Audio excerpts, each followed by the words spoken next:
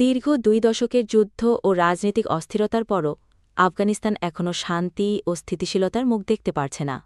২০২১ সালে বিদেশি সেনারা দেশ ছাড়ার পর থেকে আফগানিস্তানের রাজনীতি ও নিরাপত্তা পরিস্থিতি ব্যাপকভাবে পরিবর্তিত হয়েছে।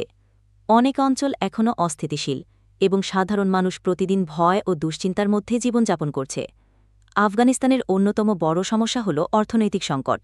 ব্যাংকিং ব্যবস্থা দুর্বল হয়ে পড়েছে, বিদেশি সাহায্য প্রায় বন্ধ হয়ে গেছে, ফলে কোটি কোটি মানুষ দারিদ্র্যসীমার নিচে বসবাস করছে।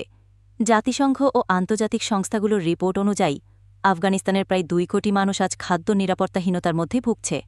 অনেক পরিবার দিনের পর দিন না খেয়ে। তাহলে শেষ করার পর আমরা এভাবে যোগ করতে পারি, তৌফিদ আফ্রিদির এই ঘটনা কন্টেন্ট ক্রিয়েটরদের জন্য একটি বড় সতর্কবার্তা। জনপ্রিয়তার সাথে সাথে যে দায়িত্বশীলতাও আসে, তাই ঘটনা আবারও মনে করিয়ে দেয়। তার প্রতি মানুষের ভালোবাসা এবং তার কন্টেন্টের প্রভাব অনেক। এখন দেখার বিষয়, আইনি প্রক্রিয়া শেষে তিনি কিভাবে তার ক্যারিয়ার সামলে ওঠেন। এই ঘটনায় বাংলাদেশের ডিজিটাল মাধ্যমে কন্টেন্ট ক্রিয়েশন এবং বিতর্কিত বিষয়ের উপস্থাপনা নিয়ে নতুন করে আলোচনা জন্ম দিয়েছে।